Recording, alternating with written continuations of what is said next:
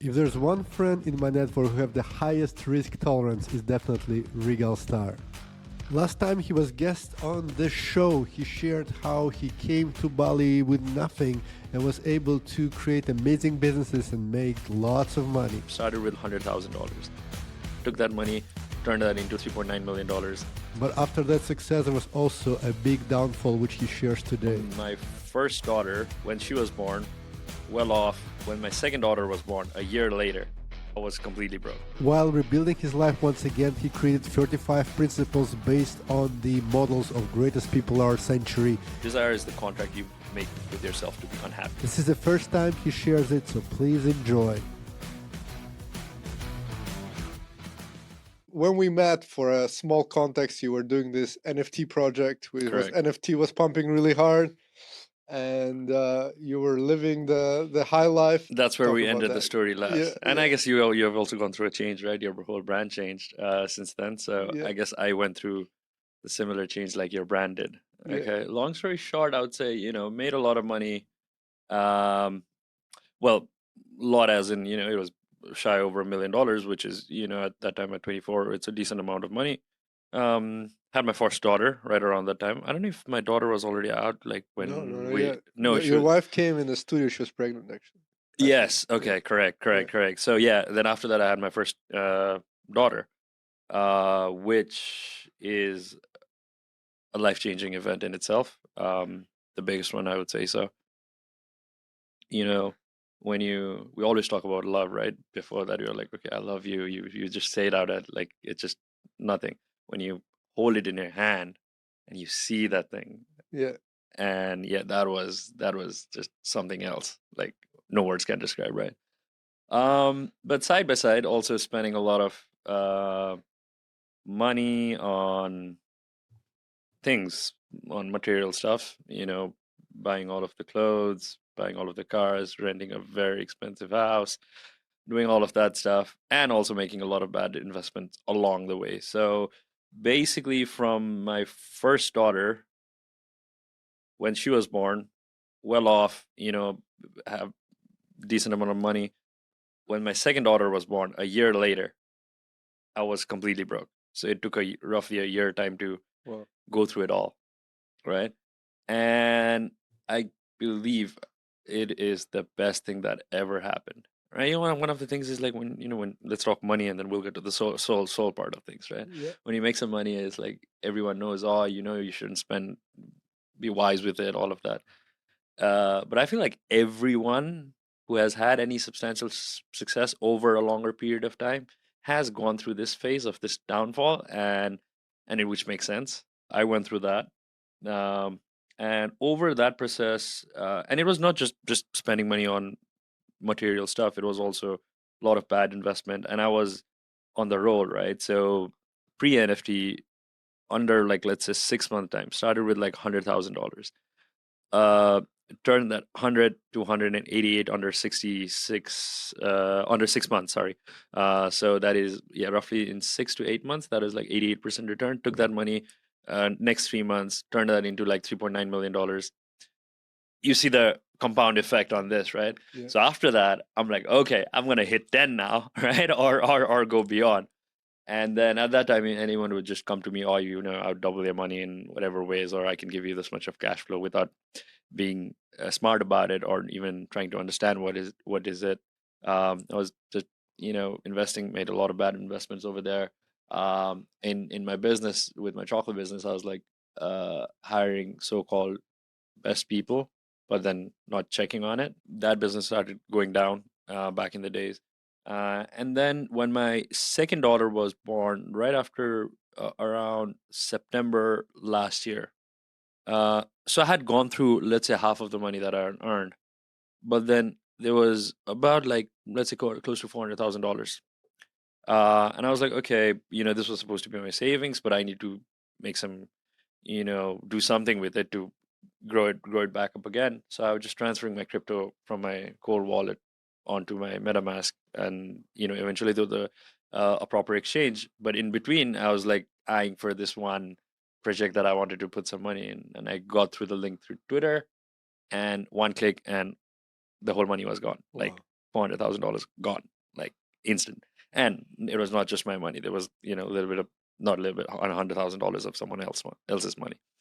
Um, and also on the other hand, that was supposed to be like a security for my kids and, survival basically. So that happened, a blink of eye and everything gone, right? Wow. And lucky, lucky, I had bought a lot of stuff, so I still could sell so much of things around, and then and it was not just that happened. After that, it was like just downfall of things and way beyond money. Um, I went back to Nepal to see my parents at that time, and took both my daughters. It was first time for them to go to Nepal, and then as we got over there, my younger daughter was getting a bit sick, and like a flu, and she was waking up at night, and I was like, I don't go to doctor, like, I'll extend it out until it's like really not necessary. Um, Go over, and my dad is just the opposite. He will anything happens, he will go to the doctor. Anyways, so he did. He took my daughter straight to the hospital, and as my dad opens the door with my daughter on the hand, the doctor looks at it. It's in Nepal. It's cold season right now. Can I please check her head size? Takes off the hat, checks the head size. Immediately, please go and do an MRI. Go and check. It's filled with water. Oh, Okay, and her head is expanding. It's called hydrocephal. It's hard to pronounce, hydrocephalus, something like that. If I'm not wrong. What is it? It's basically the fluid between your skull and your brain. It circulates through your body. It washes it, get cleaned up yeah. and fills up again. So from in four compartments of her brain, the fluid was flowing from one to two, but from two to three it was not flowing. So there was a blockage. So her head was growing, like, Wow. and she couldn't hold. That's why, like, you carry her, she would like have her head because the body is tiny, right? And so September lost the money. I don't know, September, yeah, and then December, I was going through this, right? Anyways, immediately we're like, we need to get to surgery, and she is, you have your child. Yeah. It's a tiny angel, Yeah. and the things that go through your head at that time, and I'm numb, like I'm so hopeless at this time, like, because I have no money. I've got two kids to take care of. Um, Responsibilities on business. And while this was happening, uh, since the chocolate factory was also going down at that time, I started having issues with my partner at that time for a short period. When we fixed it later on, but everything just came crashing in right at once. And and at that time, my father showed up, paid for everything, best hospitals, best doctors, taken care of, right? And I'm sitting over there looking at my father. And when you're young, you make a lot of money, you think you're better than your dad. Is Yeah. that like, you think you know better?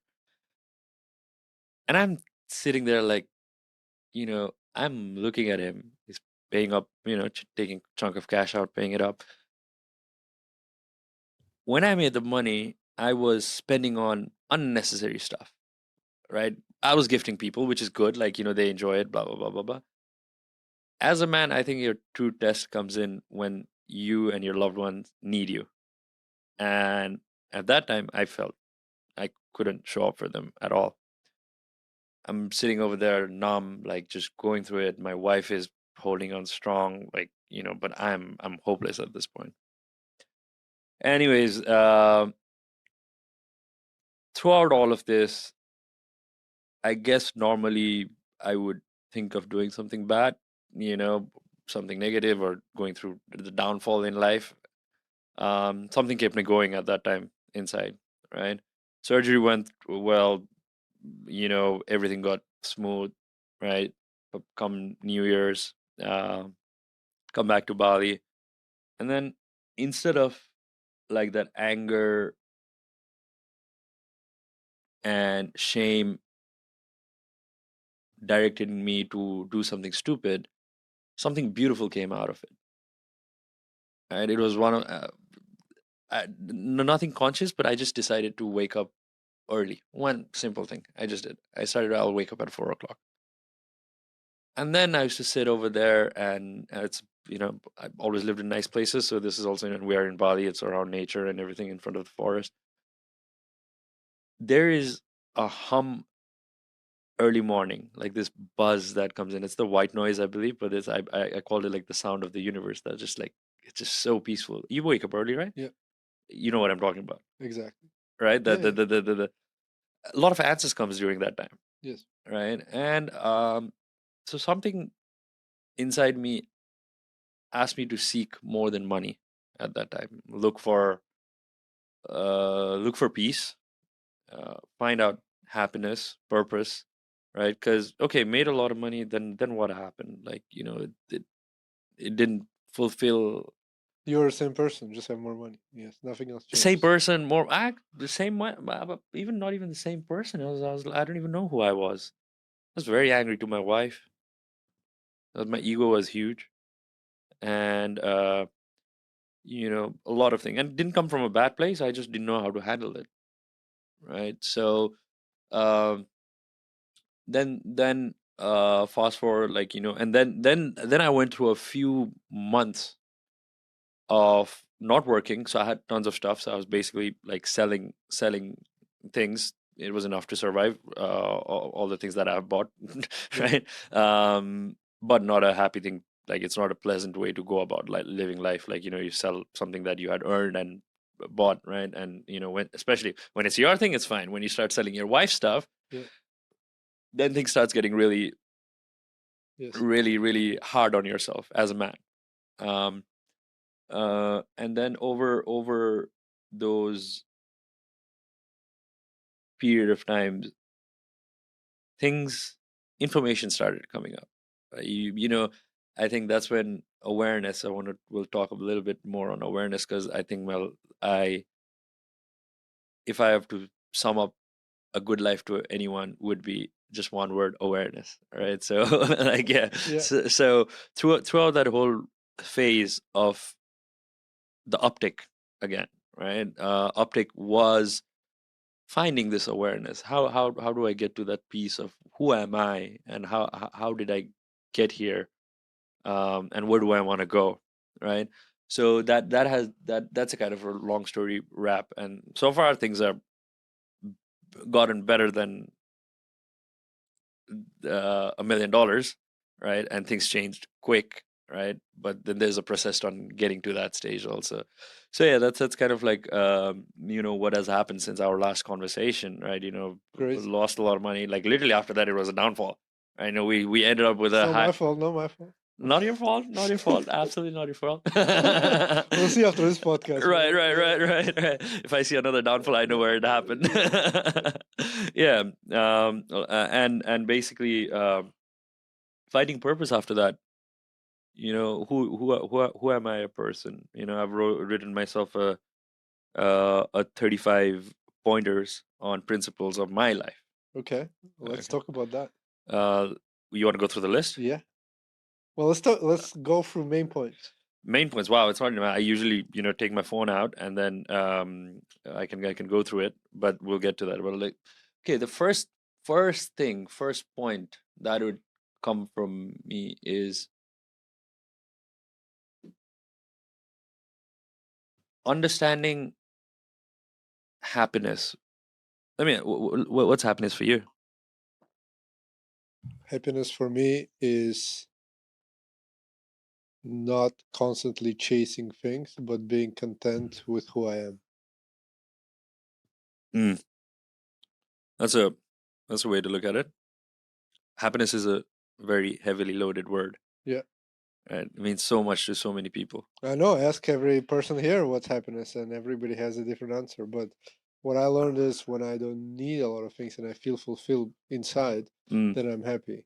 When I try to chase things, mm, and usually when you chase something, I feel there's a wrong reason behind it. Like, why do you need anything else? Like, if you just do something from your heart, that's one thing. I just want to express myself in a certain way. I express myself in business. I express myself here. uh, But if I feel there's there's a lack, and I trying to fill the lack, to me, that's negative chasing. So when I'm content with myself and I just go in this state of flow, I feel happy. Yeah, I think being of content means also having less desires, Yeah, right? Yeah, that's one of the things in the list. I'll get to that.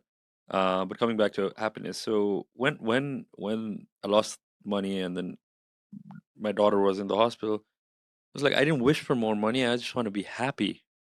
Like I wanna smile. I want to laugh. I don't want to be in this box, like the pressure of yeah, to dos, right? Something was in there. In the process, I realized it's not the happiness that I'm after. It's peace, yeah, right?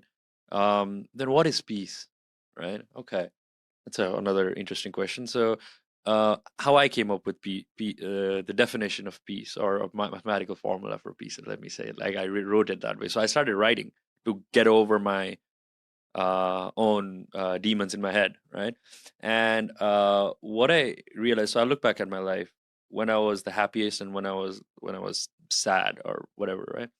Um, Take a two line, right? Happiness and sadness on the bottom, right? And then another line in between that kind of goes waves are your desires, yeah, okay? And when you get something that you want, really happy.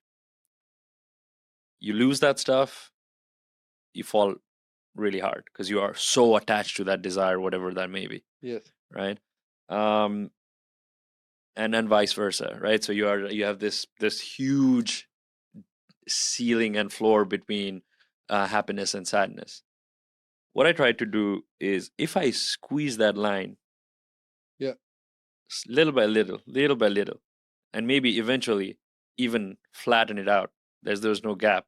It's yeah, one line, yeah. and that for me was peace, right? So not having desire. Not having desire. You cannot not have desires. You're human. Yeah, We wouldn't be here as humans in today's date with a microphone, with lights on, with the cameras and our cars.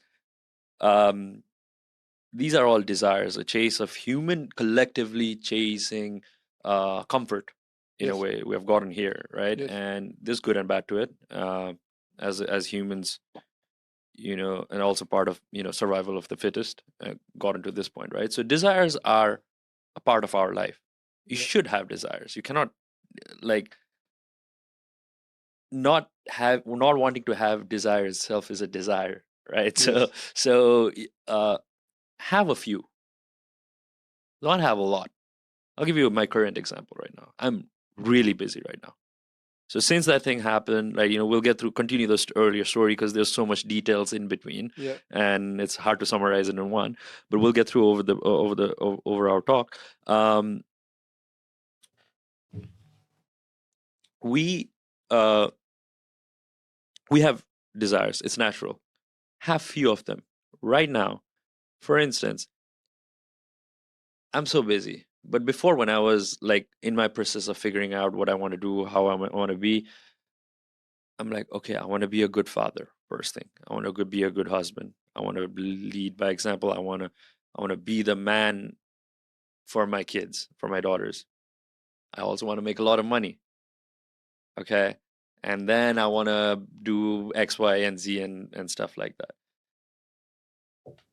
At my current stage right now, if I were to make money, have a good body, go to the gym, and also be a good father, not good father, I'm still a good father, but like be there all the time and not fulfill my professional needs, right? I would be miserable right now, right? I have limited that to one thing right now. Right now, I am there for my kids, but right now I need to be able to provide for them. I will focus on work and making money. And I do that with full consciousness.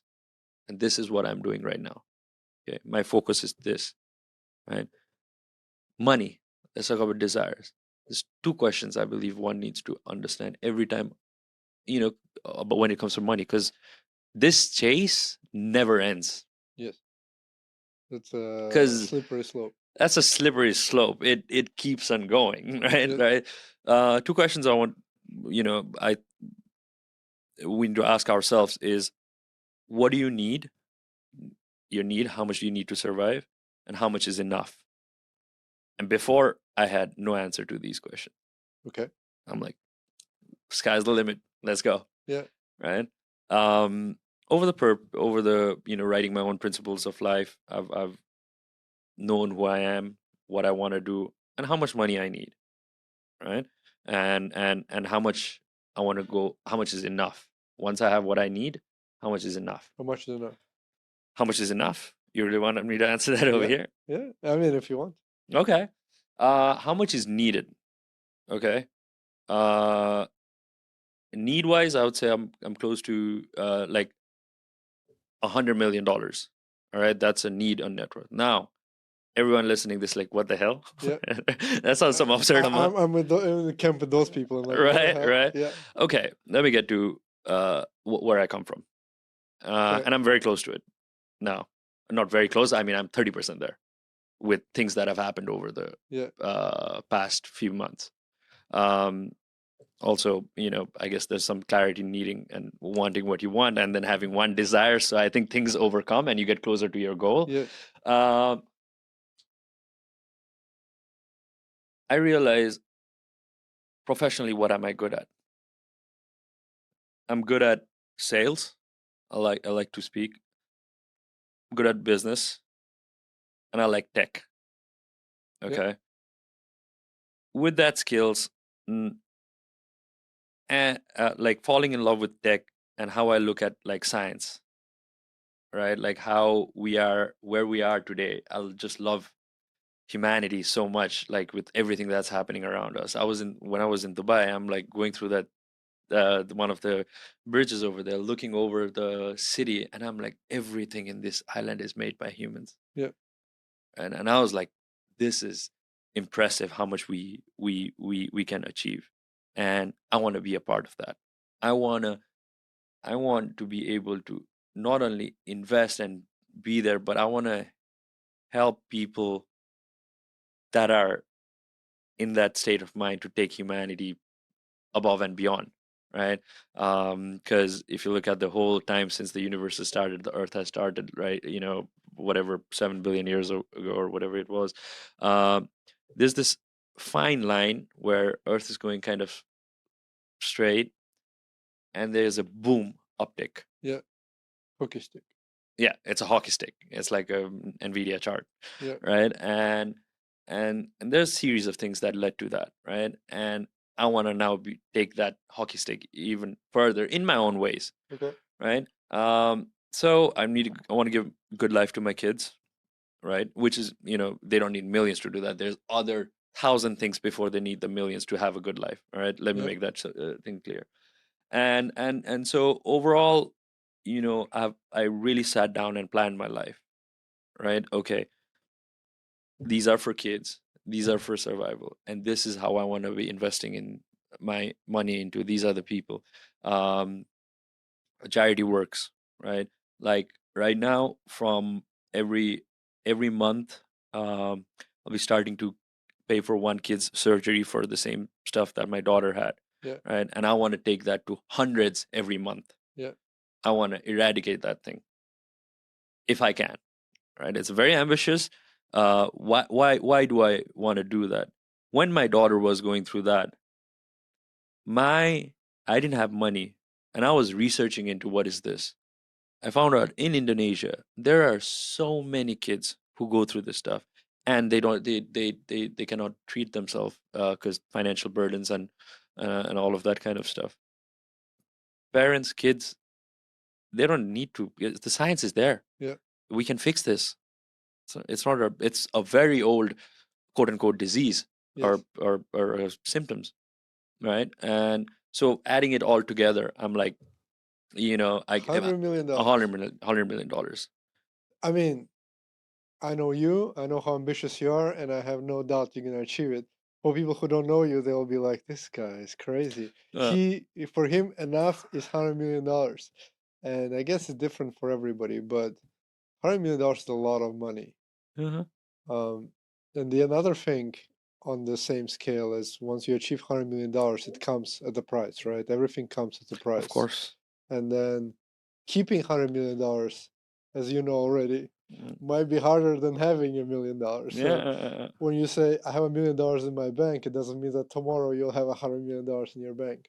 So, and the chase becomes forever chase. So that is a trap that I'm thinking about myself, because I had situation where I need that amount of money. Mm. Then I see that amount of money, and then I'm getting accustomed to certain lifestyle, to certain amount of money. And then when I lose it, or if I spend it, whatever happens, it always goes down at some point. Then you're like, oh, now I need to work to get it back. So it's like a chase that never stops. So how do you rationalize that Mm. process, I guess? Because you want to spend time with your kids, you said you want to do something else, and right now you're focused on this number. But what if number keeps on getting ups and downs? Numbers should always keep up and down, right? That's the whole process, right? And yes, I do know what I'm asking for, but I also know how I want it. Right? There are things now, you know, our work is not linear, as in like it's you put in an hour of work and you get an hour worth of output. You're not going to get $100 million that way, Yes. right? What do I need to do that properly? I need leverage, right? What are the kinds of leverages that we have? You have labor, right? Which is, you people, you create employment, you get people to do work for you, but that's old, that's difficult. People are difficult, not the best leverage. Capital, someone's got to give it to you, or you got to go make it somewhere. Yeah. Then the third is tech, Yes. right? Could write a piece of code that could make $100 million. I'm just giving it, Yes. the possibilities. We have seen this happen, Yeah. right? So I'm focused on increasing my leverage. I'm not focused on the number. That's I want, right? That's okay. That's there. If I don't get there, will I be miserable? No, absolutely not. Right? Yeah. And I think everyone should aim for, I agree. I mean, like, shoot for the stars. people should have bigger goals. I remember I came to Canada for the first time. I was walking with my cousin Uh, in this Mercedes car shop, and I was pointing at the car. At that point, I cared about cars. Now I guess I care about cars mm, less. So it's mm, driving my motorbike, uh, uh, uh, and I was like, "How much do I need to make to have that car?" And I pointed at like a cool Mercedes, and he's like, $100,000, and then mm, you can lease that car. uh, And it was a long time ago. I think it is more now. And I remember, I'm gonna get $100,000. And he's like, well, I'm working for a while and I'm not getting $100,000, so I'm not sure. And in 2 years, I'm making $100,000. And I'm there you go. like, if I would, if he would tell me it costs a million, in 2 years I would make $1 million. Because I was just like, this is my goal. And I realized, interesting. So if you aim high, you get where you aim. So I'm saying it for myself. Everything I ever want, if I want it hard enough, I get. I Yeah. have no doubt that I can get anything I want. But I know for myself that the price of what I'm getting, sometimes it's like the amount of work. Because I set myself a goal, I get there. No matter what, I'm gonna make it happen. But what I learned is getting to those goals, you sometimes lose like the awareness, as you're saying, and Well, then you work for the sake of some number. Like I did that for a long time, like running businesses for the sake of getting to numbers. Even my podcast, let's call 10 million journey. yeah. That says a lot. Right. Right. So Right. Right. we both were in a journey Yeah. of similar side, and I understood it's like it's just a number. I mean, Uh, I can Photoshop something in my bank account, and here I go. right. Right. Right. Oh, I Like, used to have that. yeah, This was back in the days. yeah, people do it. Yeah, for manifesting Yeah, yeah, purposes. I yeah. had It works. But that. then, yeah, I understood that now for me, like there's lots of important things. Like I don't like to commute a lot. Mm, So if I commute a lot, I'm like, if you give me a lot of money, like you give me $1 million right now and say I need to commute for, I don't know, for 2 hours every day for a year, I say no. mm, Just say no. mm. Just take your money. Or if I need to sacrifice time with my kids on weekends, I say no. Yeah. But I guess I feel pretty content. But then I still go around and I make money. So for me, money is like an enjoyable game of seeing how much I can push myself. But then I keep it as a game where I don't take it outside of like, okay, here's my kids. This is more important. Here is like gym, health, It's more important because money is a resource. It can go, come, like Yeah, it's all right. it's a tool, correct? Yeah, And money will not make you happy, but it will definitely get you out of all of the things that causes unhappiness. yeah, You are sick, good for education for sure. your kids, a nice place to live in, you want to travel, Yes, you want to go enjoy with your friends. Everything does cost money. 100%, 100. 100%. So if you are on a journey to uh for let's say spiritual purposes, okay, finding your soul thing, I highly recommend get rich first. Life becomes much more easier, Yeah. Yeah, right? it's very hard to be spiritual if you have to go to work from 9 to 5 every day, and then you're tired, and you're like, oh, what the fuck? It depends on how you put it, honestly. Like coming back to the principles, right? Like one word, like I on my phone every 2 hours, there's a reminder that comes in, which is basically ask myself, am I aware? Right? Right now, you and me are talking. I'm saying you ask myself, am I aware? Nothing much happens, right? But when you are alone in your own time, ask yourself, just sit quietly, open your ears, listen, and just ask yourself quietly, am I aware? There's this moment of silence. And that, my friend, is peace, Yeah. right? And that's what you do that and you welcome negative thoughts. Okay. You sit, like, we have monkey minds, right? We go Yeah, through yeah. with like always chattering, chattering, chattering, chattering. 100%. Uh, just sit and welcome negative thoughts, right? And see how, if you can think of any negative thoughts, Uh-huh. right? You can't. It's very almost impossible to do so. Yeah. And doing that for let's say a week, 2 weeks period of time, I can I'm so aware, right? My ears are open, I'm listening everywhere, right? I'm happier when I'm with my kids, I'm with my kids. Yeah. When I'm working, right? And that's why this word awareness is, so important for me, right? You got your body, you got your soul, Yes. right? You got this is what your senses are, your receptors of the world and how you interpret in your head. And then there's this other thing which no one knows what it is, which is awareness, right? Yes. And it's priceless, Yeah. right? And getting to that stage is uh something you can do without money, very simple. And I just, it's a two-step process, as I said, right? Yeah. Ask yourself if you are aware, and try welcoming negative thoughts, right? I'm not even going to asking you to go and meditate on this thing. I think awareness will take you a very long way. And once you have that, right, you will create a certain kind of happiness within. And the $100 million, I didn't make a decision out of need or I'm in some misery. I made the decision consciously. I have very particular set of numbers and reasonings behind how I got to that number. Okay. Okay. And okay, this is how I want to get to. And then,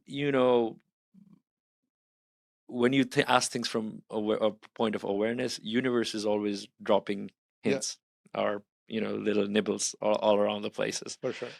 You won't drop it in your head. You need to go and catch it, right? And then right after, going through this whole process, and I've made most of it back. And I'm as I said earlier, just asking it consciously and awarenessly, I don't know this, how is this even happening to me right now as we speak, right? Yeah. But then things can change for good and can go, you what you want, you can get it, Yeah. right? Okay, we're gonna get to how you get it all back, but let's talk a little bit more about those principles. I'm super because I Yeah. I like to get into your brain because you read a lot, and I think awareness is what makes I see the change since I think we spoke last like a month ago, and I'm like, wow, this guy definitely changed a lot. He has this peace about him. That what I noticed because Mm, I seen you quite a few times, and you would be very intelligent and vocal, but there was like I haven't seen the peace, the contentment. But the last time we met at Chocolate Factory, I'm like, wow, he changed so much. He seemed like he found himself. He's very grounded. So I assume those principles have everything to do with that. So let's go for some more of them. Tell me more. Absolutely. I'm trying because it's a 30 something Yeah. a list of it. It's better I can have my phone here and then I can go Yeah, through it. phone. Yeah, where Yeah. is my phone? Okay, let's do this. You guys are ready? Start writing it down. Only Okay. for $9.99, we're gonna give you a free. All right. Okay, I'm gonna read it out as I have written it. Okay, let's go. Right? Yeah, I yeah. think that's Yeah, yeah. as raw And then as we can it talk can about get, it. and Yeah. then I can talk about it and Yeah. explain it. So I was talking about happiness earlier. The priority in life is to be happy. Being in peace is to be happy, right? Being one with awareness to be within peace. So awareness and peace is like, it's the same thing. Welcoming negative thoughts, we talked about that. This is important. What do you think enlightenment is? That's a hard question. Enlightenment is just, I mean, people who are religious gonna start commenting out, so go ahead. But for me, enlightenment is seeing life as it is, accepting life as it is. One way to look at it, for sure, for sure. How I look at it is, it's not something. First thing, you don't have to go to some mountain under a tree No. to get enlightened. Yeah. It's actually much more simpler. It's the gap between your thoughts. Okay. Okay. All right. Makes sense? Yeah. Right. Seeing life as it is kind of what I meant with that, because once you are aware, fully aware, and then you see the life as it happens, and then you're not in your head, but in now, to me, the longer you are, the more like this is a moment of enlightenment. Yeah, and that's what, that's where awareness, peace, and this emptiness in Yeah. your thought that comes in, All right? right. And then in that process, like, you start knowing going what's in your head, right? 80% of the time, whatever goes through my head is fear. Yeah. Okay. The other 10% is anger, right? I'm angry at somebody or someone or whatever, right? And then the rest 10% is desires. Yeah. Right? Which is not a very good mix. No. And check yourself, right? The gap in your thought, and usually you are always dabbling around these three. Yes. Yeah, it's like a crazy madman's house where you're just like I want to have sex. I'm angry. I want to have sex now. I want to eat. No sex. Like if you really, I did meditation in Vipassana and I started observing my thoughts and I'm like, this is crazy. Like when you understand what you think about, there's a good book called Untethered Soul. He describes how to see, how to observe the observer. Once you start doing that, you're like, wow. Am I crazy or is it normal? And then you're like, all right. Yeah. Now, so you see, that's what our thought is filled with, like you said right now, right? And so a lot of my philosophy comes from Naval. Now we'll get to reading side of things and how I read. So I think we talked about it last time when you were in factory. And this is his quote, right? Desire is, I think it's his, if I'm not wrong. Desire is the contract you make with yourself to be unhappy. Yeah. Right? So choose your desires wisely. That's as simple as get. Have one desire. Your energy, your happiness will be much more higher. Oh, today my dog shit over there. I don't have water, right? Like whatever, like, even the smaller desires, they add up. Yes. Right? So be content, as you said, right? It's hard to do, but State of total emptiness, preserve a perfect stillness that generates peace in infinity. Okay.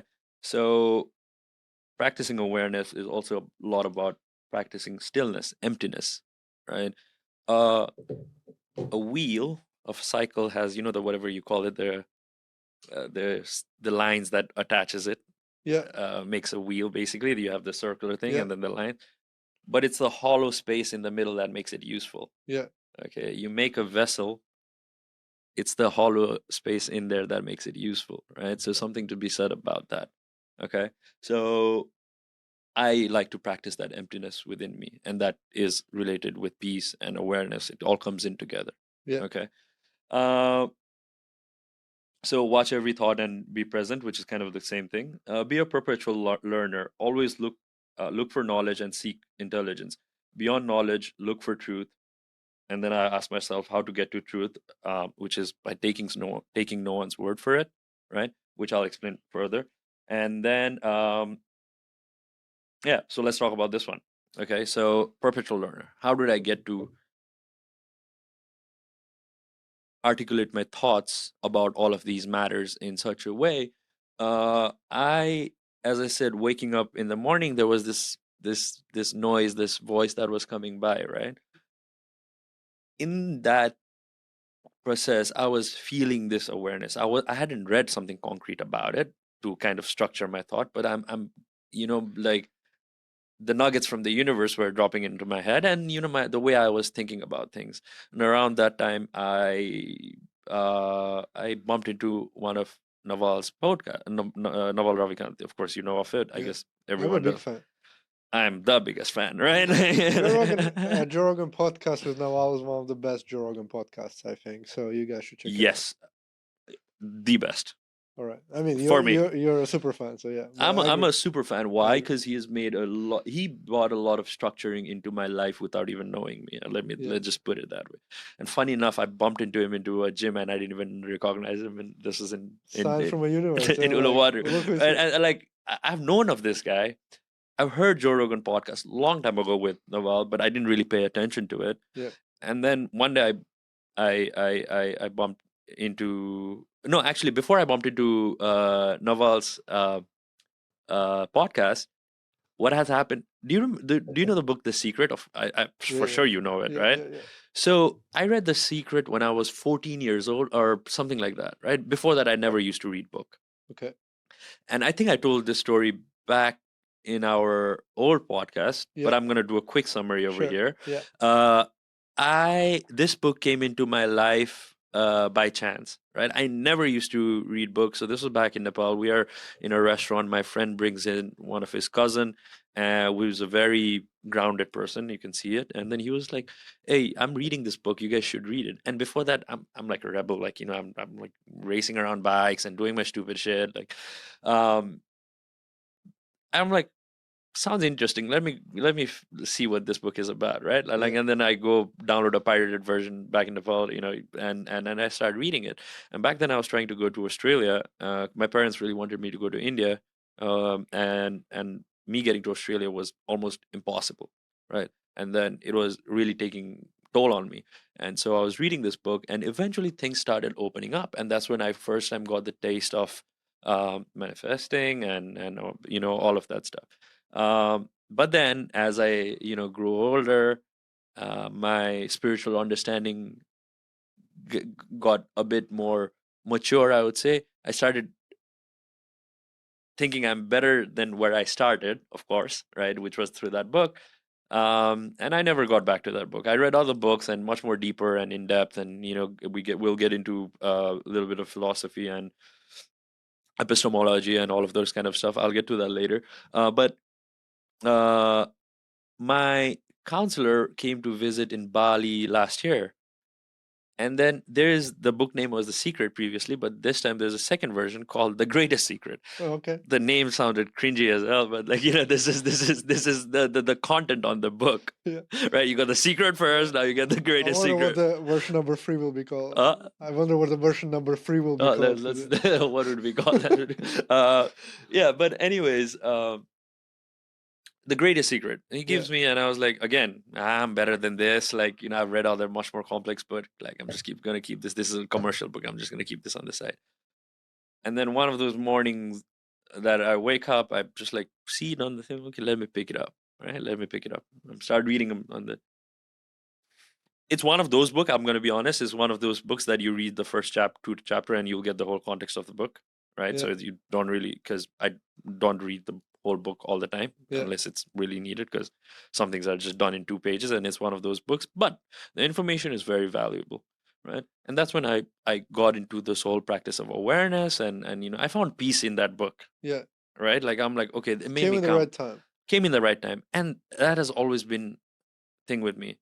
I don't really go and seek for books, which I have a lot right now, but I do let universe kind of throw me some things, like something catches my eye, or Yeah. I pick up a random book, and then I just and then usually most of the time there is things that I need Yeah. in my life, right? So that's why I'm very attached to reading.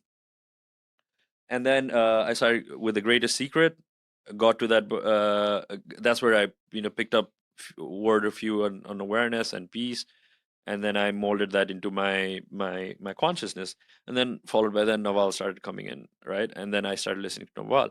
I'm like, wow, this guy is speaking what my kind of heart is speaking to me every now and then, and I really got along with like what he was saying, and then I started going deeper and deeper, and then uh, I didn't know about his famous tweet on Yeah, he has a tweet about how to make money, how to get rich, yeah. which is more on wealth creation. Yeah. The title is clickbaity, Yeah, right? yeah. Well, It's a if you- great thread. We're gonna put it in the show notes, but yes, he has a Twitter thread, which is amazing. yes, yeah. I highly recommend everyone who is wanting to create wealth to go and have a look into it, because you know not whatever he drops, the wisdom on that is really valuable. And followed by that, then I bought his book, which is not written by him, from other Naval's Almanac. yes, correct, Yeah, yeah. Almanac of Naval Ravikant, Yeah. Naval Ravikant, right? It's And also a cool book. I love it. it's a cool, really, I read that almost every day Okay. on repeat. So I'll get to my reading scale, which is Yeah. repeat nowadays. And so what I did was, like, I took Naval and I became a huge fan of him, right? And he became almost like a hero. Now, hero is very like loaded word, right? Someone I look up to. Why I like him? He's a very wealthy person and happy, and it's not just all about money. And there's a lot to that man's character, Yeah, right? And something to look up to, at least for me, I'm a huge fan too. Yeah. right? Right. And so what I did, okay, let me break this character down, right? So I started going down from the book references that he gives. So I started buying his book, and then the recommendation. Then the rabbit hole started, Yeah. right? And then over the period of time, what has happened is learning, and these are book mix of philosophy, science, a little bit of mathematics, and business. Very little, because I grew up to know that business is not a skill, it's something you do. Everyone does. You go, you get a salary, you go buy a coffee, it's a part of business. We all are doing it every day, so it's just logic at the end of the day. So it's not necessarily a skill. So I don't read much of it, but philosophy and science, I very dabble into it over this whole learning phase of taking one character, right, breaking him down, like putting your Christmas tree down from there. Yeah. Right. Then I got into something called epistemology, which is the theory of knowledge. How do you know? Which is a segment of philosophy under. So you got first metaphysics, Yeah. then you got epistemology, right? Yeah. And then this is when the whole I falling in love with the humanity starts coming in, because then I'm like, I really sit and look back what humans have achieved, right? And no other creature could have achieved the similar scale of things that we are able to do. And now, considering like all the things that we are about to do, right? Results, again, it's debatable, like good or bad. What is good or bad, right? With that's but a the whole. intention are usually good. Like deep down, the intention. I hope so. At least I mean, we would not survive that long if intention wasn't. Again, wasn't there. long is also. Are we? I Did we guess. survive very long? I don't know. I mean, compared, 150,000 years. and Earth has been 7 billion. Yeah, but we're new. We're new, Yeah. and then Homo sapiens was when about. 350,000 or 300,000, no? Yeah, I'm very bad with remembering Yeah, numbers, something but it's around that something number, like that, yeah. right? And then it has gone through evolution and survival, and one of the things for sure is understanding knowledge. Yes. Where do we get our knowledge from, right? Yeah. Where does the truth come from? And this is when I say truth, I'm not meaning in any vague Yes. way, but concrete truth on how things are, right? Yeah. Like, and it can be in science, it can be in life, it can be in making money, it can be in relationships. How do you find truth, right? And reading has helped me a lot, because one thing for sure, as you said, if we are long enough here, whatever is to be written has already been written. Yeah. Right? Like you just need to go find that knowledge. Yes. Right? And for a long period of time, humans used to look up the stars and think this was the holes in the sky that radiated uh, lights from the heaven. Yeah. Until some guy decided, no, this is not it. It doesn't make sense. Yeah. Right? The rebelness, right? Seeking for that knowledge. Is this true? Yes. Right? If you take the words from Bible, right, or whatever the religious text, it would say something like that. Yes. Right? But that's not the case. If you seek truth, you find out what's going on. Right? And then back in the age of enlightenment, right, the Royal Society, right, they're saying, it's in Latin, I believe, which basically translates. You can Google it later on, like the Royal Sciences motto, "Nolius el verba," or something like that. I can't remember. But the meaning is take no one's word for it. Yeah. Right. Anything you decide, like anything I am saying, go test it. Yeah. Is this true? Yeah. Right. Does this fit to you? Because my truth is very different from yours. 100%. Right. Yeah. And the another thing about truth is it's never concrete. It's always evolving. Imagine if we believed that, what example could I give the best over here? Imagine if kerosene was the best source of fuel and we stuck to that. Yeah. Right? Where today we are, generating electricity from solar, blah, blah, blah. We wouldn't have gotten here if someone didn't ask and had the desire to ask for the truth. Yes. And find an answer for it. Right? So that's on that has helped me. So that's on the being a perpetual learner. With that, once you start seeking for truth, you get predictive power. You can see through someone's BS. Yeah. Right? You can predict things that others can't. Right? Like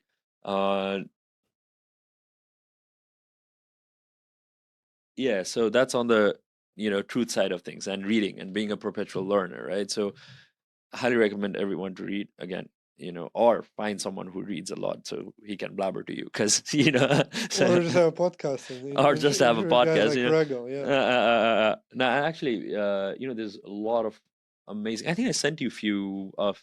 Did you read on any of those? Yeah. You sent me The some blogs, newsletters. Yeah. the blogs, Yeah. and stuff like that, and those are amazing Beautiful, blogs. Yeah, because what it does is, what do you want to do? And now this is Charlie Munger, right? Mental models. Yeah. Have He's you talked great. about mental models in the podcast before? No, let's talk about that. Mental models are basically, think of it as a lattice work of a wide variety of topics. Yeah. A man who is really good at one particular skill is probably not the best at it, because he's only knows one thing. Yes. Right. So what mental models are these are derived from science, these are derived from philosophy, these are derived from different aspects of knowledge. And what you do is you basically collect them over time, right? And you make a lattice work of it. So you have a mental model, how you look at the world. Yes. Right. One of the things I will bring up, like first one, it would be like, let's say there's so many mental models, right? It's a very loaded work, so much, right?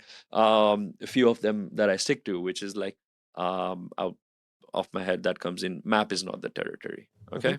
Right. Which is, map is not the territory. What does that mean? Okay.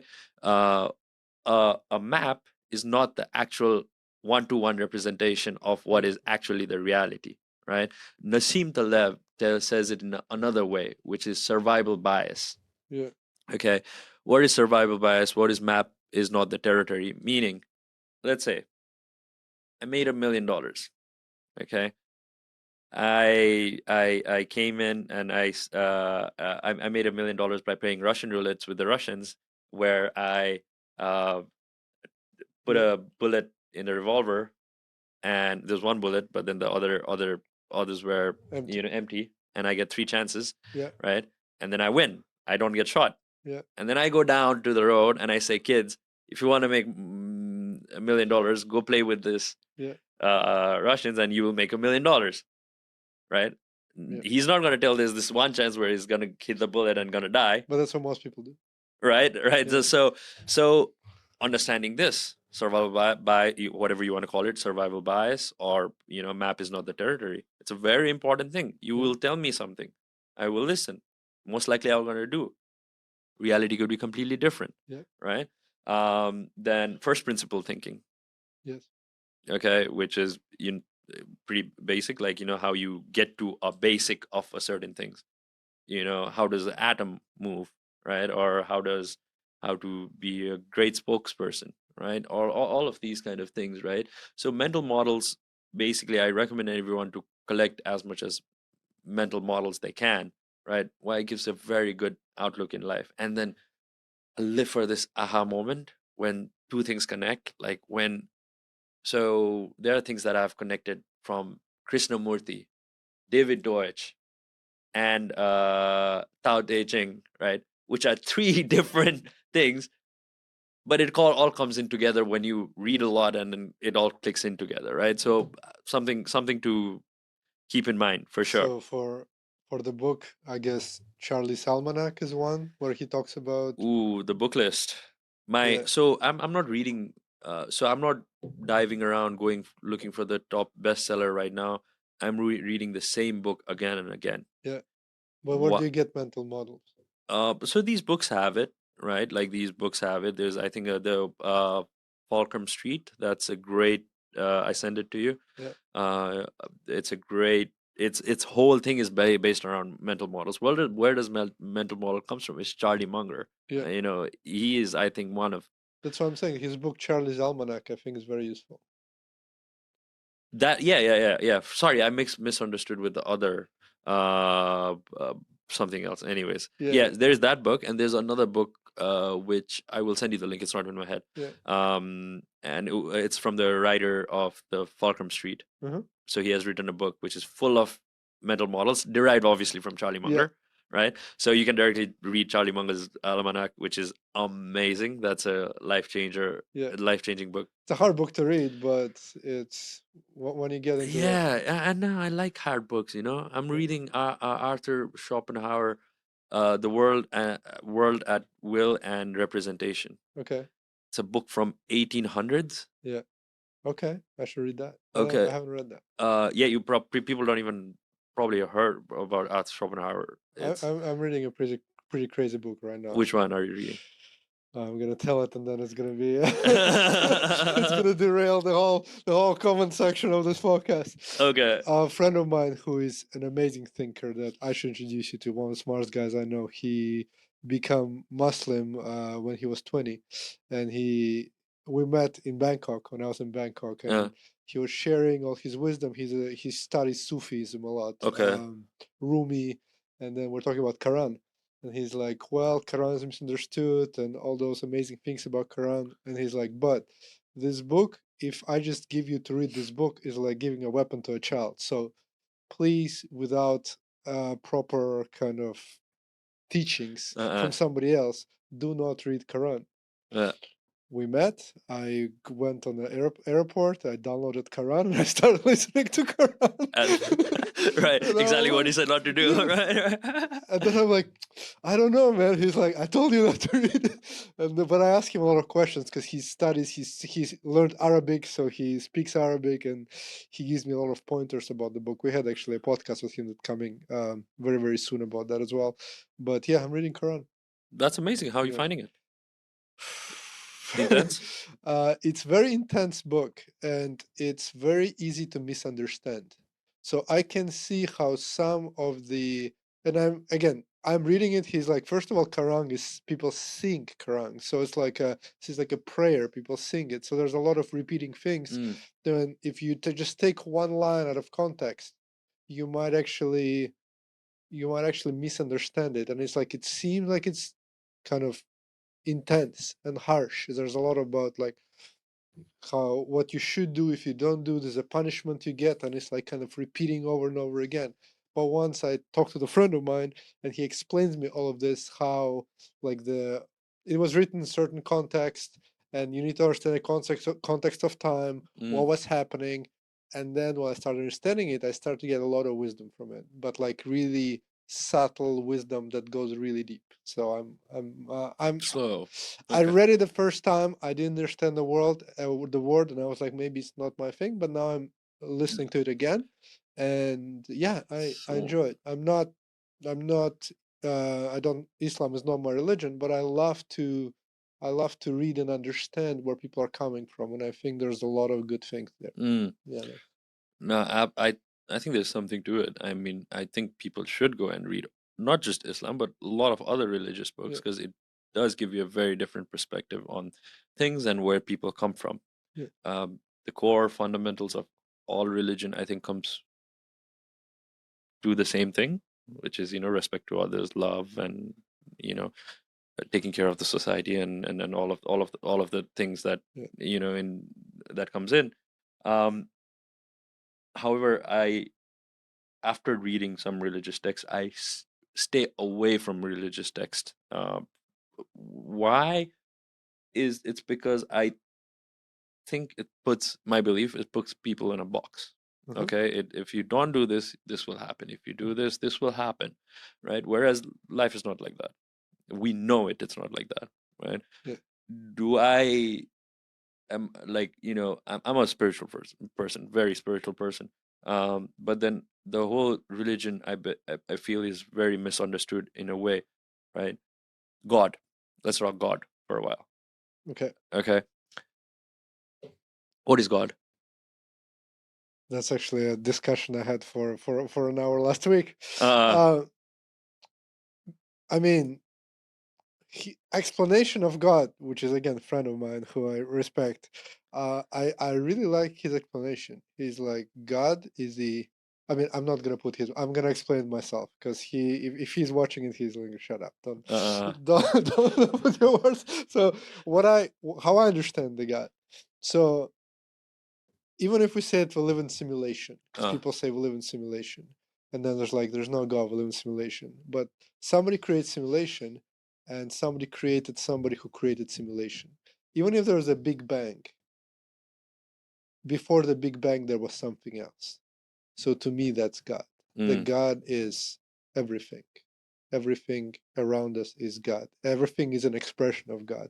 This flower is an expression of God. This table is an expression of God. We are an expression of God. So it's like this underlying field where everything else is the expression of the creation. So mm. to me, that's how I understand God. But please put your comments, hate as much as you want. This is my personal opinion. I guess It changes all the time because free I'm reading a lot of books. free speech is coming Yeah, back, I guess. We can Okay. take whatever we want here. No, I think in order to explain God, I think we need to wipe the windshield clean in a way. If I start putting in words, then this is going to be, I guess, a comment war, Yeah, right? it's So coming anyway. I just said a few keywords. keywords, okay. Yeah. The hate keywords, Yeah. negative. All right. Yeah. Everything you said before about the principle, you're like, this guy's so good, but as soon as they move to religion, everything's gonna be It's gonna wiped go. out. It's all right. How I look at it. Okay, I'm a Hindu, born Hindu, right? I'll let me go from my religion. I don't want to Yeah. cross boundaries here. Okay. Um, we are taught to go to the temple, pray, look at a statue, pray. You put milk or whatnot, like do all of that. If you go and ask my parents, why do you do this, or what is the thing? Yeah. You push that question long enough, the answer will come. It was passed on, Yeah. right? It was passed on from his father, right? How did he know? It was passed on from his great great grandfather, and it goes back to wherever it may lead. But as of now, no one knows where it actually comes from. Yeah. Let's say Hanuman. Okay, that is an imaginary uh, creation. It's an artwork of someone, Yeah. right? That's God. That person looked at it as a God, and he created. So is that God? I don't think so. Okay. You go to a temple, worship, catch that on. That's not God. Okay. So what is God? God is meant to create wars, separate boundaries. That's what's happening right now, in a way, right? There's like religious, like, not wars, there's separations. People are separated, and you can see it in the extreme sides, not so much in a day-to-day life, but then the people who are really religious are really into the war thing, Yeah. right? And into each other, and then my religion is better, or Allah is better, or whatever, whatnot, right? How many gods are there? I don't know even. Yeah. Right? That's definitely not God. If any religious book that I've read, even little, I know one thing for sure is none of the religion vouches for war, at least directly. Right? Yeah. Maybe there are some punishment ways, maybe that I don't know of. Again, I'm coming from a very limited understanding on religious because I avoid it. Yes. Right? But I'm talking from my religion point of view. Yeah. Right? When Hindu talks about a certain thing, it's the extremists have a very crooked view of how. I honestly think it's a misrepresentation of God's word. Right? So I don't think so. That is God. I mean, the way I see it, like, I mean, the argument here is if God is all knowing, all kind, all forgiving, and benevolent, wise, there's wars and hate and all those things. And I think I discussed it with somebody and I like their theory. It's all, I guess we're just, I mean, I know that there's a level of understanding that I'm not getting. Everything happens for a reason. I don't know that reason because I'm just a monkey with a microphone, essentially. Yeah. But uh, one of the kind of a theory that I really like is that we come here for a reason and we come here to learn. So every life is learning of something. So some people, some souls, let's say if we believe in soul, and I'm on a cusp, do I believe in soul or not? But I like the idea that sits well with me. That let's say somebody lives a terrible life and something happened to them, but they're nice and kind. So this is how your soul ascends and becomes like smarter and better. So you come here to suffer, and then you're giving this situation where you need to prove yourself and step over to kind of to get deeper understanding and being more enlightened in certain way. So I like that idea. So that speaks that okay, there's wars and people have any choices. You make your choices, but essentially how you deal with what's happening towards you is either you ascend or you're not learning your lesson, and that actually requires belief in reincarnation. That I'm not completely on it, but I think there's more to what we can see. Like that's my I think understanding. it's the answer to that is paradox. A paradox is a huge thing. A one word after awareness, I would say, so that one needs to understand. You wouldn't know what beauty is if you don't know what ugly is. Yeah. Right? You don't know sorrow if you don't know what happiness is. Yeah. Right? Um,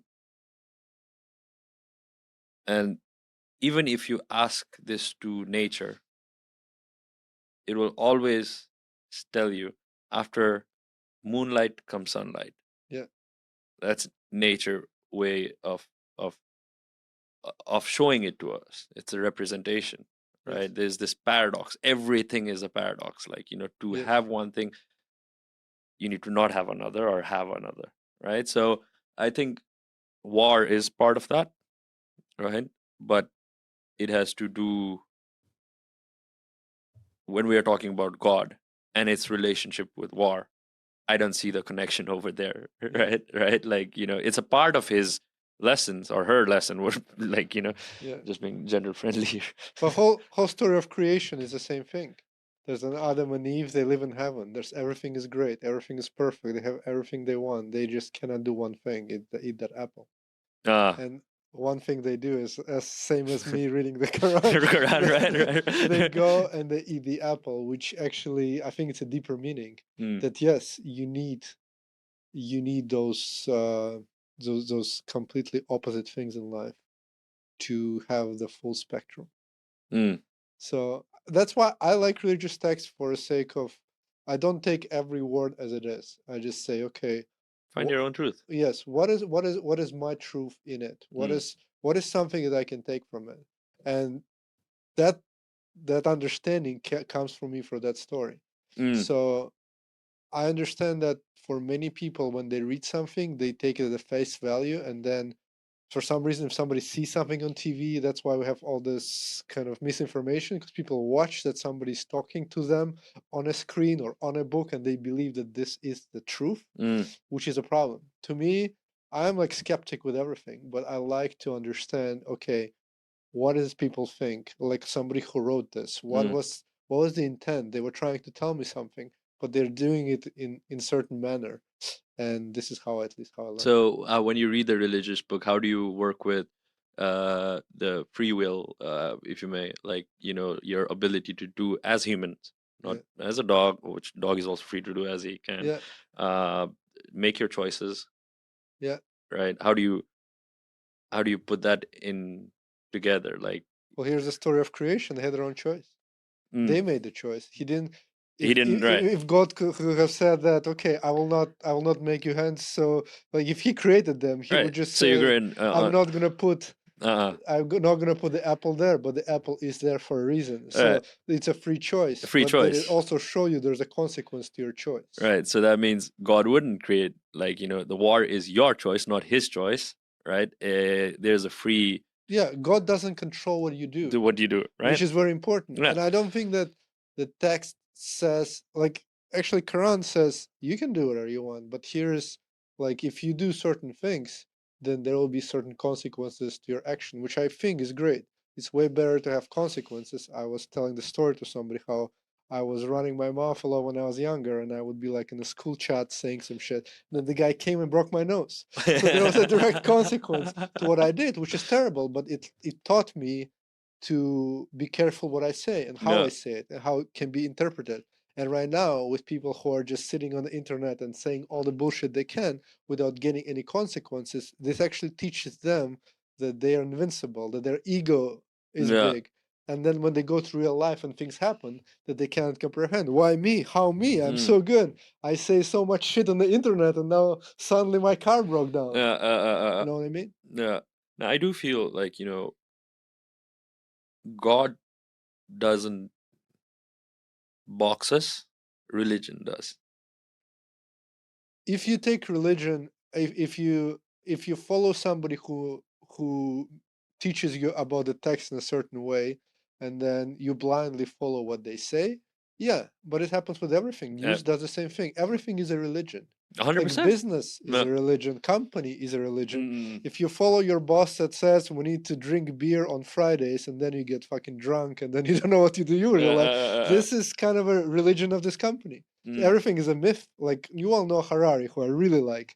He talks about it a lot, that like we live, everything is a myth. Yeah. The country is a myth. Yeah. We decided that this is the border of the country and it belongs to us. The ground that we didn't create belongs to us and not to these guys. So when these guys come and they say it's ours, it's their myth, then we start fighting with them for no reason. Because it's all a story. Money is a story. Absolutely, absolutely. And then, you know, it's all like what is real at a certain point, right? Like, you know, it's as you said earlier, like about you know, living in a simulation. You know, like why that conclusion comes to, because if you think about it, you cannot go beyond proton. Yeah. Which is like the smallest particle that we can, like, you know, the proton, if I'm getting it right. Yeah. Right? Like this from the lights. And then you cannot go faster than light. Yeah. There's some limits. Yeah. Right? Kind of. So if we were not living in a simulation, yeah, wouldn't we be able to go below proton and faster than light, right? Maybe we will, yeah, right? maybe we will. Right? You know, but as of now, right? So yeah, I do kind of dabble around the simulation theory a bit. But on truth, I think I'm having this thought as well, because the more I learn, the more I understand that everything I knew is kind of, I'm not sure. So I'm questioning everything. But this smart friend of mine, he was like, but this goes to, like, we took it to the extreme of society. So now the society collapses when we start washing everything out. We say there's no genders, there's no identity, there's no this, there's no that. We question everything, and at some point we're just lost. Nothing exists. Everything is relative. Well, I think the God is truth, and the human, like this existence, is truth. Is truth on the reality what exists right now. It is truth. This moment is truth. And if it's a dream under the dream, it's a truth in this dream. But to me, if we go and we scrape every truth we have, then it's a very slippery slope, which society actually is getting right now. And I think this causes a lot of wars too. Yeah, Because now, okay, this is the same human as me, but I have certain understanding about it, and then I want to go into war with them, where it's like there's no need. yeah, Yeah. no, absolutely. So there's something to it for sure. But coming back to our original, what is God, Yes. right? You remove all of these representations, right, of what God is. Yeah. However you look at it, you remove that. Uh-huh. What is left? There, I have found God. Okay. If that makes sense, Makes sense. Yeah. right? So that's how I have looked at God, right? And if you ask me, do I believe there's some entity out there or some things that you know changes your life magically? Absolutely. Like there's the this unknown force that science, beyond science, I would say. Yeah. And coming from someone who loves science, right? I this is something I strongly believe in, right? uh how did you get to conversation of God? Uh, I don't know. One of the we went to a religion. We went to a book that I read. Quran. That's how we went there. Right. Yes. We were, Yes. yeah, that's how we got to Yeah. God, like, right. Yes. Anyways, and the book that I was reading, when you said you're questioning about everything, what is there? It's a very difficult book. Like, like, this is one of the books that I love reading because it's so challenging, and I'm going to flipping through page back and forth, back and forth. And basically, the concept is, the world is world with, I mean, representation and at will, right? Representation is what is it like? I'm looking at it. That's a camera, right? That's a vase. There's a plant over here. This is a mic. We're seeing stuff. We're, you know, wiring it to see a certain way.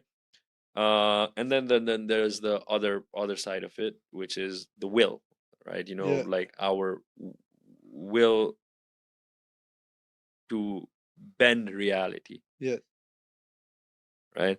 And this is a piece written in the 1800s, and I haven't finished it, so I won't talk much about it because it's not my full understanding, and I won't speak something I cannot explain to a 6 years old, and I Yeah. cannot right now.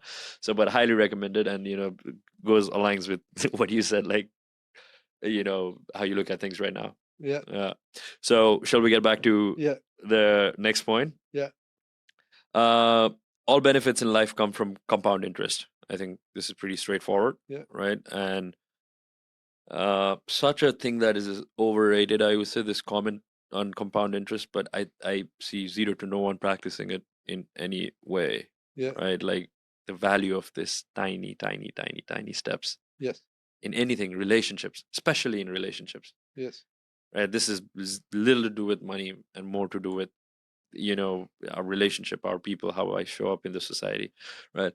And understanding compound interest is, it's the, what is it, the seventh wonder of the world, For someone sure. says. Yes. Right, Yes. Yes.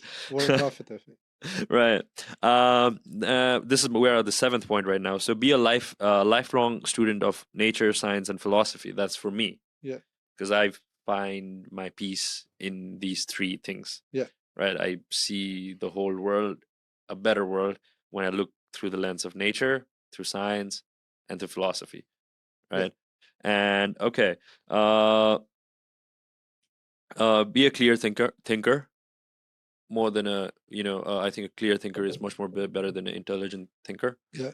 Right. It's a two different thing. Intelligence is one thing, and clear thinking is one thing. And that goes again back to having gaps in your thoughts. Yeah. Right. That gives it a lot of clarity. Chasing slow intuitions. Yeah. Right. Like, before, I was like, "Oh, my intuition is so strong, like I can go for it." Now, even though I have get intuition about a certain things, I will sleep on it. Yeah. Right. So chase slow intuition while thinking things clearly. Right. And this goes back to mental models. Again, right. Mental models do help you with this. Um, always live around and be around nature and environment. Uh, be around nature and not be surrounded in four walls. And Uh-huh. this is a must for me. This is my empirical analysis. Okay. I've lived, whenever I go to the city. Yeah. You're moving to a city. Huh? Are you gonna live in Bangkok, you said? Part-time. Part-time. Yeah. So that'll be useful for you. Yeah, I'm gonna have to take my own pill after this. Yeah. When we are in a four wall, we live in it daily, Yeah. right? I feel subconsciously there's something always Yes. blocking, limited, Yeah. Whereas if I were to live in a jungle or in front of an ocean or somewhere like that, where I've lived, most of my life, Yeah. luckily, um, there's something to it. Subconsciously, you are Yeah. open, very receptive Yeah. to things, and I guess that's why I love Bali for being Same. these kind of things being accessible in nature, Yeah. right? So and being able to live in it, right? Living in a clean and organized environment, that is something. Oh yeah, actually, let's go back to the story. So when my daughter was getting surgery, I was looking up to my dad. I'm like, let me follow what he does, right? Like the smallest thing I could think of. And then I go back home. My daughter's all right. Surgery is done. We're coming back home. I'm trying to do something because I feel so hopeless. I just want to make a little change. Yeah. Coming back to compounded, something, just a little. And then I open my dad's wardrobe to get a jacket out, and I look at his hangers, right, and Yeah. clothes hanging in over there, Yeah. all in like perfectly aligned colors. Wow. All right, all the hangers like facing in a Yeah. similar direction. Look at the drawers, very cleanly organized. This is what I'm gonna do. Yeah. Right. So, and then I adapted that in life, and something about it, like for sure, I am so much clear thinker after that. Yeah. You declutter your mind when you declutter everything around 100%. you. Right now, anything extra that I don't need, please go in the drawer nicely. But like Yes. home clean, having a very nice space, my bed being made, like all of this is a must. And I don't know how to put in words what will it actually do for you. Yeah. But this is not just my experience. Talking to a lot of people, this has been a thing. Yeah. I'm obsessed about having a clean space. I You don't know, know. Yeah. OCD types. Yeah. Yeah, I've grown like OCD on it. Which is my wife is not like that. She's kind of a she Same. she can put things in places, and I actually got used to being okay with that uh, because just people are different, and I can obsess. Like if I need to do something in my desk, I need my desk to be clean. yeah. I'm picking things out and changing. So I first clean my desk, or if I cook, I take everything out, I put it together, and then I Order it. cook. Yeah. Nah. Same. Yeah, Same. Like but with kids, it's pretty hard right now. We have like somebody's cleaning every day. Yeah, that's helpful. First Yeah, thing, yeah, yeah, yeah. right? Like living in Bali, but then, yeah, I think my kids are adapting to it Yeah, in a way, and I was not a dirty person. yeah, I was messy. yeah, Um, my dad was a very clean person, so I guess over a long period of time, it did help me out, like being a father. So yeah, I guess I'm gonna pass that on. I guess yeah, when you have kids, it's almost impossible yeah. to have that, right? But I think something about it. So you agree on 100%, this? 100%, Right? 100%. Like having a clear, Yeah, um, I'm with you. it makes you feel nicer, Yeah, yeah, 100%, a lot 100%. lighter. You're Yeah, you're out there. Uh, then okay, this is another one. Judge people before becoming their friends, not after, like the most do. judge people before becoming their friends, not after. Okay. Okay, so normally I will live in Bali, very social place, Yeah, right? I'm sure you don't go clubbing. I don't do it myself, but then in general, I'm just saying, oh, like, we meet people are like, oh yeah, let's get to it, like, do this or do yeah, that yeah, or yeah. whatever. Um, Everybody wants to. and then you became best friends with a stranger that you don't even know. Yes. Okay, and how many people fall into this trap? Yeah. Many, Yeah, yeah. I do it all the time, unfortunately. right? Like we talk to random people, like, oh, this guy is amazing. I used to be like that a lot, right? Now I'm like, I will judge the living hell out of you Yeah. before meeting friends. But after we are friends, I will open up my whole life, right? We'll be Yeah, best friends, and I will never judge you, and I will never distrust you, I like right? that. Right? And I think I focus a lot on relationships right now, right? All kinds, Yeah. and I think this has helped a lot. Yeah, actually, I do similar now. Like, I think something changed because before there's people who I'm good friends with, and sometimes they do things that are hurtful. They might be, I don't know, a situation where they do things they didn't intend it, but it was hurtful. Mm, And I'm like, if it was like 5 years ago, I would just turn around and never talk to this person again. mm, But because this is my close friend, I'm just gonna understand them and I'm just gonna be friends with them, no matter no. what. It's gonna be okay. And I think that actually takes a lot of courage because the easiest thing is to just shut down and just go away and then disappear. But that is actually the worst way because now you are suppressing something and then it doesn't help them, it doesn't help you, it doesn't help anybody. And often these people come and apologize. They say, okay, I Mm, really made a mistake. I'm sorry. And there are some people who you were like thinking you're friends and it was something weird about them, but then you can see and you're like, this person has nothing to do with me. Like, why am I even bothered? mm. And you're like, okay. Yeah, So, yeah. no, something for sure. Like, it's a It's a really good one. I'll use that. yeah, Like, and you know where it's from? It's from letter of letter from Seneca. okay, yeah, Y- y- yeah, yeah, You know that, I guess you have heard of it, yeah, yeah, and I'm amazing. It's one of my reread books yeah. for sure, and life changing for sure. And I'm surprised how these books from like That's amazing. I'm reading parallel to Quran. I'm reading meditations for meditations. I like thought that hundredth time. And every time I read, I'm like, impossible to create that so far by the guy who was like Emperor of Rome, who had everything he ever wanted to be so grounded, so smart, and yeah, express himself so eloquently that you can use it right now. Most of the things he says, if you just read that and live by that, you'll be such a better human. no, absolutely. It's You crazy. got to understand, he lived at the face of lust, power, wealth, Yeah. and did nothing with it. Yes, and there's literally after him, if you look at, I think it's, I might be wrong, it's like 100 to 300 years BC, I think, or AC, something like that. And after him, the emperors lived for like 2 years, 3 years. Yeah, They'll just get killed. yeah, It's like yeah, bam, bam, bam, yeah, non-stop. yeah, This guy was one of the yeah, longest standing yeah, emperors of Rome. yeah, Just because, and all of the other ones, most of the other ones, they were just spoiled by his son was one of the worst emperors of Rome. yeah. Something about these great people having worse Yeah, son. yeah, I don't know. I guess they're so crazy. vested in themselves. Yeah, But yeah, no, that's a books from meditations, letter to Seneca. I think yeah, these are like crazy. amazing. Yeah. Meditation's a bit difficult to read. Yeah, but if you read like I read a There's lot simpler of version. times, yeah, yeah. Like I read lots and lots of times, and like this time I'm starting to get things that I never got before, which is really cool. Mm-mm. Yeah, Yeah, it's not like it's a very popular book now. yeah, yeah. When I started reading it, nobody knew about it. It's like it's a small book. Yeah, yeah, Yeah, now it's a very popular book because I think the rise of Stoicism and yeah, all of that, which is good, good like stuff. people. Yeah, Um, Okay, where are we right now? Okay, being judge people. So I told you about that, yeah, right? Be around people who are happy, smart, without ego, who are aware of themselves, honest, and have high integrity, and who always look for in depth in a relationship. Choose to make lifelong friends and not get hung up in momentary or selfish relationships. If I cannot be me, the most honest version of me, around someone, I don't need to be their friend, yeah. Beautiful. right? Very different way of doing podcast, reading out from my personal note. I Was it never good? thought I would be speaking this out, but I was thinking maybe down the line I'll like put this in up because I'm like adding things Yeah, on this I'm enjoying list, it. right? So if because I'm reading it out, there are some errors. I'm just Yeah, looking at it.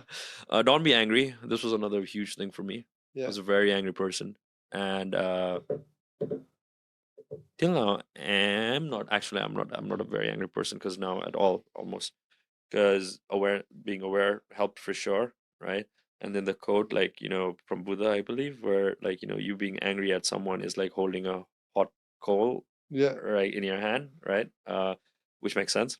yeah. And I don't want to be around an angry person, like and I don't want to be angry myself, right? Same. And as I said earlier, when you look at your brain, 80% fear, 10% anger, 10% desire, It's right? very addictive. Somebody around you is angry, you become angry. Yeah, It's yeah. I just think I it's like a think drug. I think you get a lot of it's energy exchange at the end of the day, 100%. right? Um, and then this comes to my $100 million one of the points. Always look to find and solve bigger problems and answer the bigger and deeper questions of society. Yeah, That's why one of the reasons for $100 million comes from this point. Okay.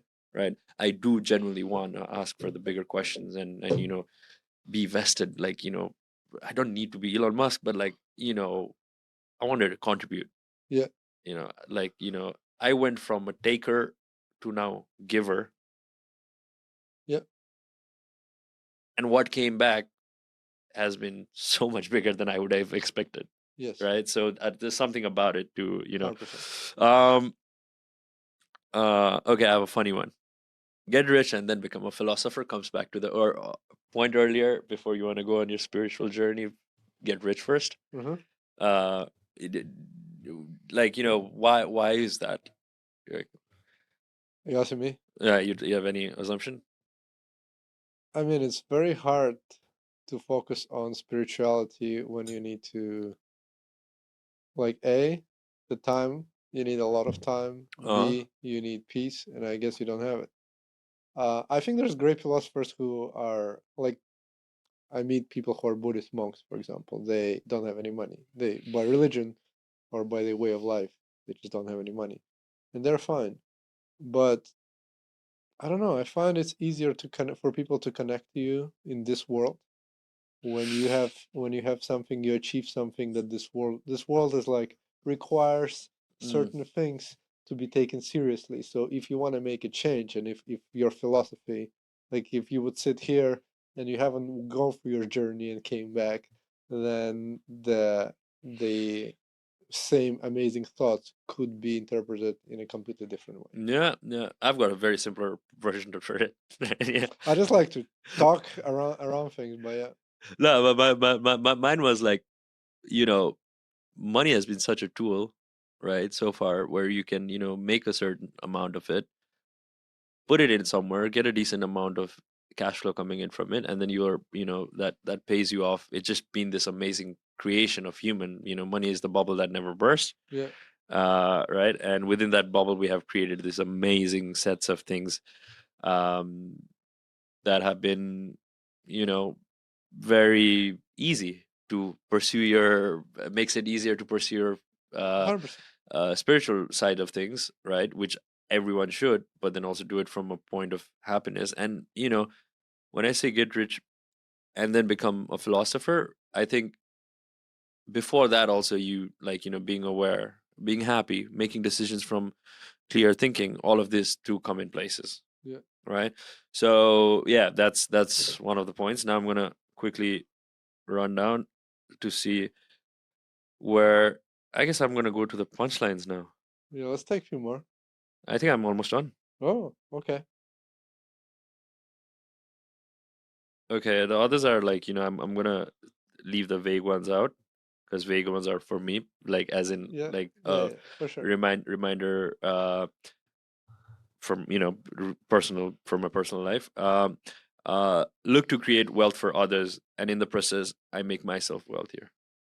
Yeah, Right. That has, as I said, it's become. exactly what I moved to myself. Mm, Yeah, so we now help other businesses, and we help really big projects, as you are saying, thinking really big. If somebody comes to me and they say, "I just want to make money," I'm like, "Just go make money. Why are you doing your business? Just I don't know, yeah, just go." go exactly. That's Yeah, that's epic. Just go make money. yeah, Why are you big business? yeah. Right. But Yeah. Right. then somebody has an amazing idea. I'm happy to spend all my time supporting them, and then it always comes back to me. Yeah. No, 100%. And a social scientist, which is not a real science. It's a pseudoscience, like anything. Like Uh-oh.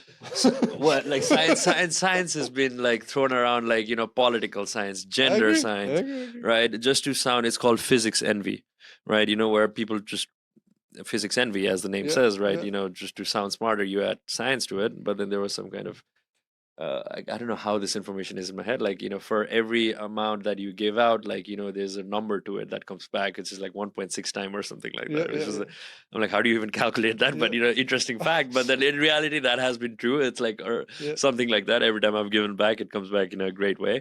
Right.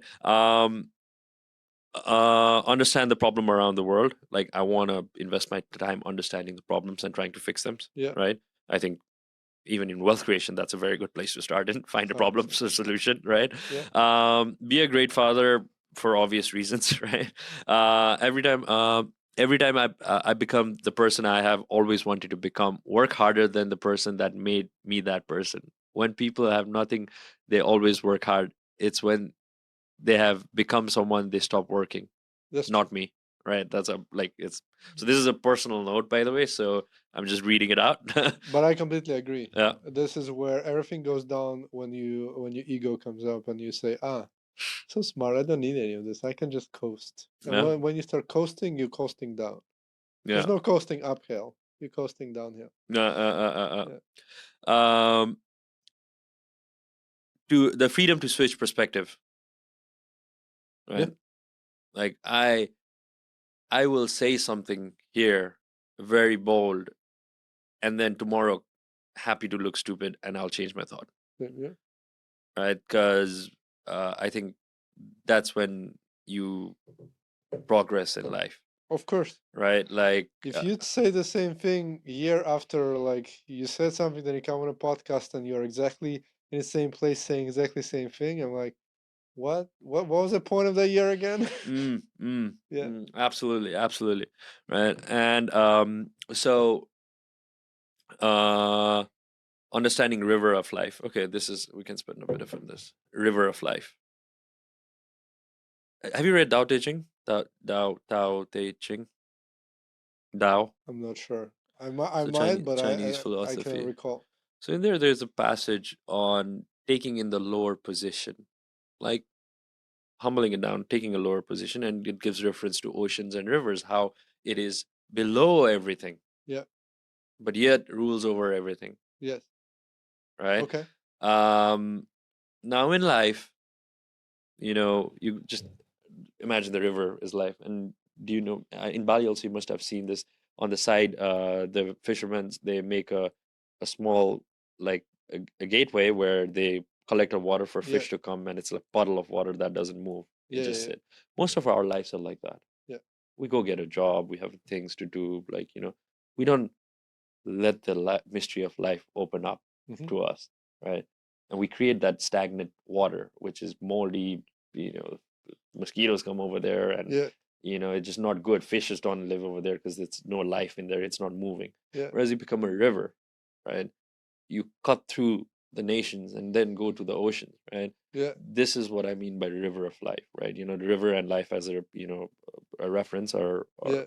Not um, being stagnant as a. not being stagnant, not being the Yeah. puddle on the side, but Don't be a flow. lake, be a river. Don't be a lake, be a river, right? In a way, depends on what kind of lake. Yeah. Some of the lakes in Nepal are gorgeous, so I don't know if you, Yeah. right? But yeah. So I think that's uh, 'cause it's so mysterious. I mean, just give yourself a chance and open up to Yeah. life, right? Beautiful. I love it. Be like, you deserve it. This is one life. Yeah. Like, I mean, the thing is that you don't have to. You can live in however you live, but there's for everybody, there is a chance to do something different and explore and get interested and feel again. Because a lot mm, of people don't feel. I was in a situation where I forgot how to feel. mm, So once you learn how to feel again, then everything becomes way more ooh. vibrant. I did that. One of the things on one of the I realized after my daughter's surgery, and then it was a few months down the line, I realized I haven't cried in a long time, and I cannot cry. Yeah, Right, like, and literally, I go on Google, like I'm like, I did that too. How yeah, to cry? like how to cry, right? I'm like, and then the answer comes like, you're depressed. I'm like, okay, fuck this, now I'm not taking that. Let me go, and then I go on YouTube after that, and I'm like looking, okay, make me cry or something like that, right? Yeah, Like, yeah, some stupid keyword I used, yeah, right? And then a thing, a video came up, and then I listened to it, and this girl with amazing voice starts speaking out, and then start saying something. I can't remember what it was, but then I broke out after that video, and yeah, the relief that came from it, yeah. right? It's And beautiful, beautiful to cry.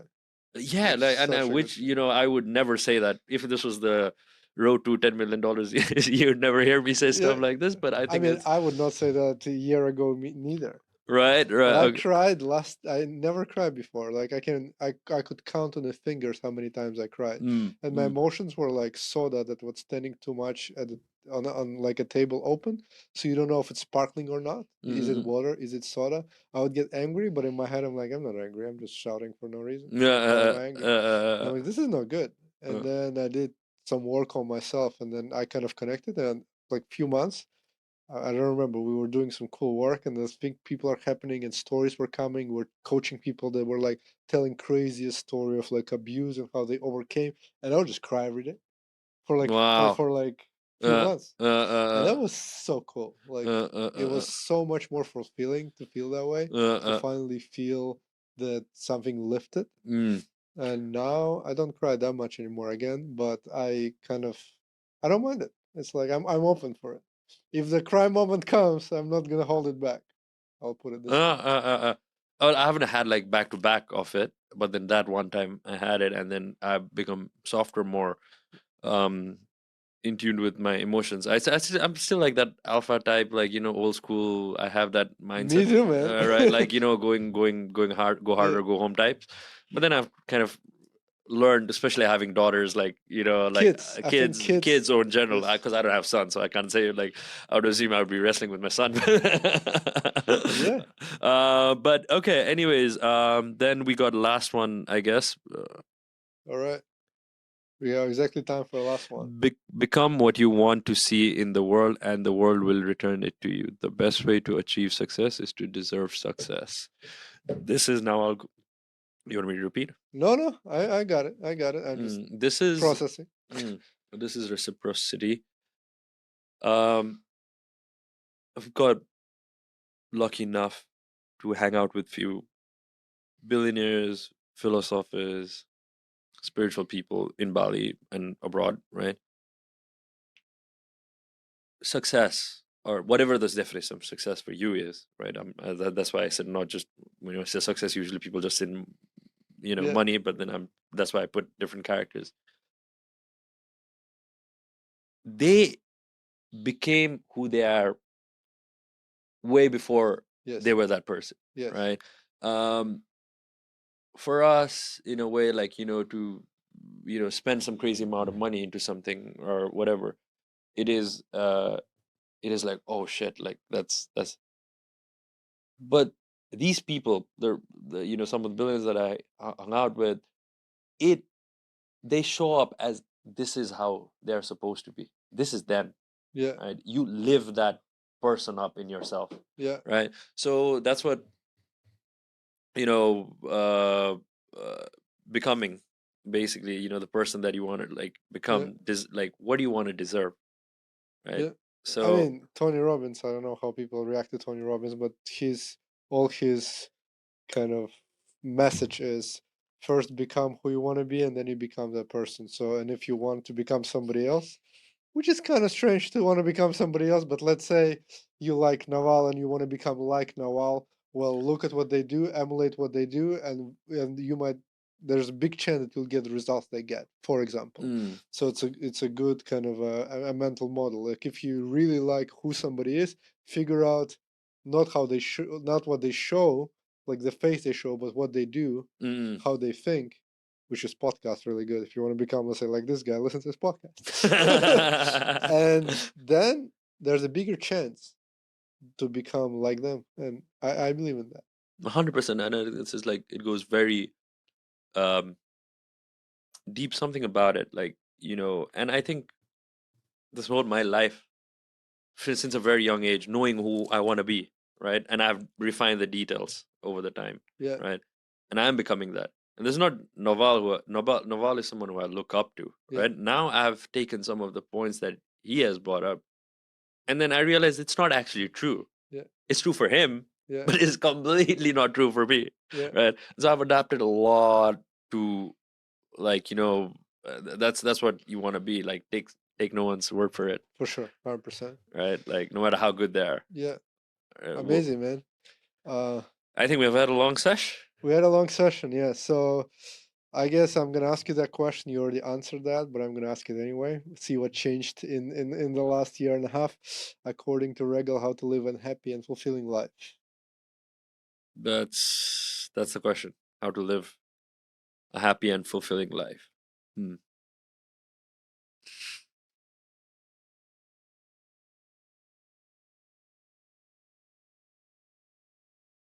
Having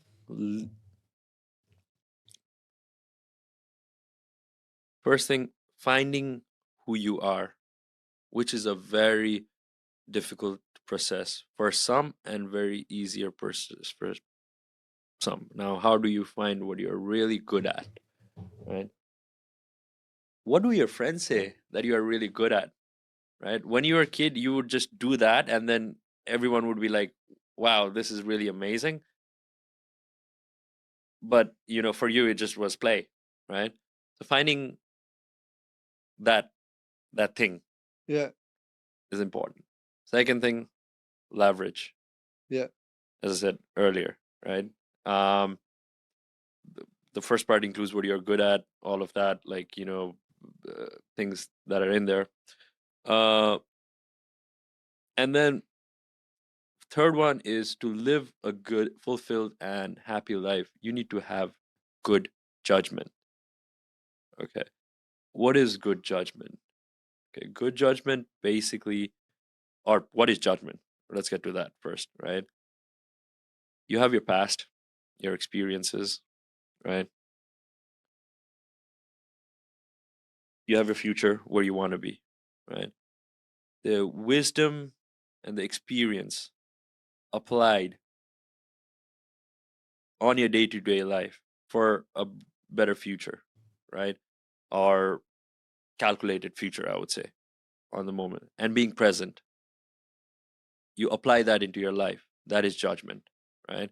So having good judgment, I think that is key for living a happy life.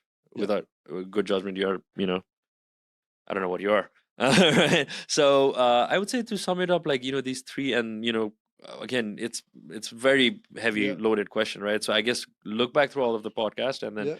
awareness, peace, relationships, mental models, all of this will, I'm pretty happy and fulfilled. I like how this answer changed, and I don't remember exactly what was before, but it's like way deeper and way wise answer, which I'm happy to see your growth. Very Thank you proud to so know much. you. Very proud to see your growth, and I'm sure we're gonna do many more of this podcast because I really enjoy talking to you. Absolutely. So it seems like every 2 years, I guess I'll see you in next 2 years. Let's see what. Hopefully earlier, but Hopefully earlier. yeah, Yeah, absolutely. That last. Yeah. So it's been fun. Thank you yeah. so much for having me. Thank you guys for watching. Talk to you next one. Bye bye.